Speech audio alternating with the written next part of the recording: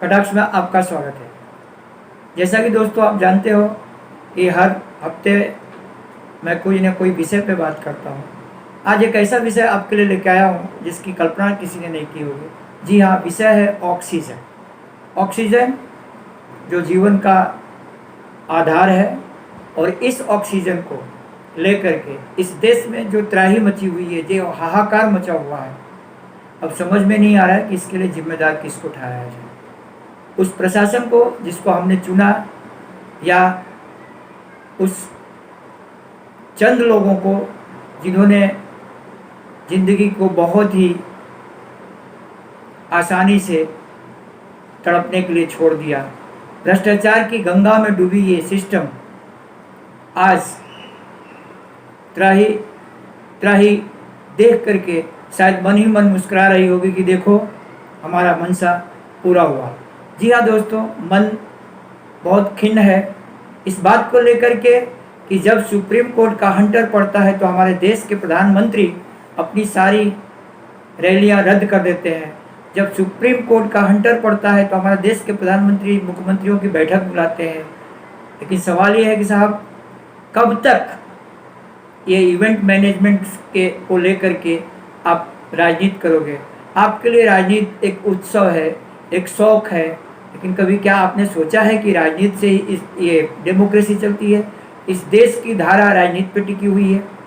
नहीं। आपने दो कौमों को लड़ा करके दोहरी दोहरी बातों में लोगों को भरमा करके जिस तरीके से 7 साल राज किया है, आपको शायद इस देश की जनता माफ़ कर दे, लेकिन आपकी आत्मा आपको माफ़ नहीं करेगी।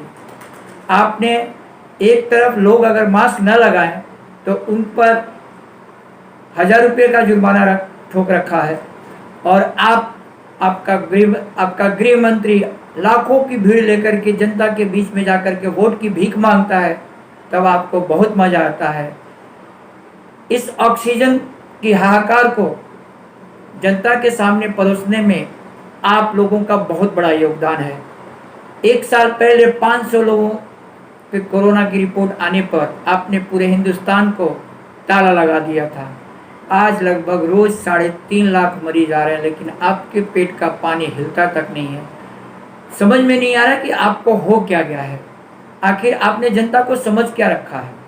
और देखिए साहब, जनता भी किस तरीके से अपने आप को भ्रष्टाचार की नाव में सवार करके रखी है कि जब एक अदद सिलेंडर की ज़रूरत पड़ती है, उसका अपना कोई तड़प रहा होता है, तो जब सिस्टम जवाब देता है तो कोई पत्रकार को फ़ोन करता है, कोई नेता को फ़ोन करता है, कोई पत्रकार अपने फेसबुक व्हाट्सएप पे पेस्ट भी करते हैं कि इनको ज़रूरत है।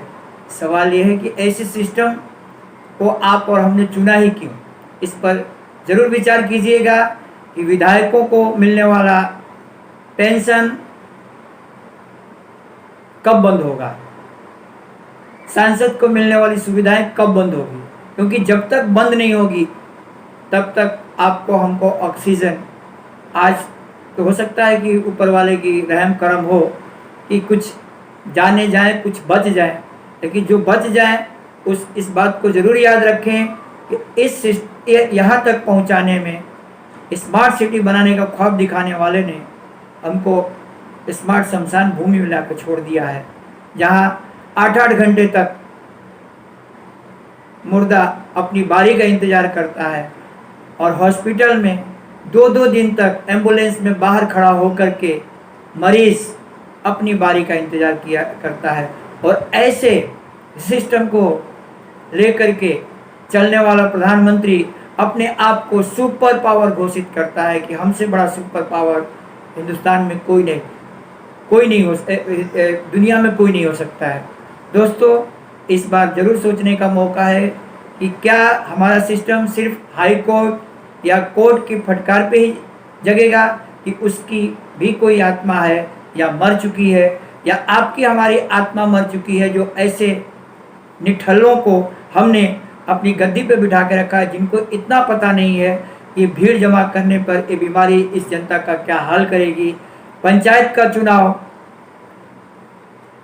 विधायक का चुनाव, सांसद का चुनाव, इनके लिए बहुत ज़रूरी है, जनता की जान इनके लिए खिलौना है। ऐसे लोगों को जब भी आपको मौका मिले इस बार उनसे ज़रूर पूछिएगा कि हमारा क्या भूल थी, क्यों हमको ऑक्सीजन के लिए तड़पाया, क्यों हमारे अपने तुम्हारे मिसमैनेजमेंट की वजह से इस दुनिया को छोड़ गए। इन्हीं बातों के साथ और इन्हीं सवालों के साथ आपको छोड़े जाता हूँ। जय हिंद, जय भारत।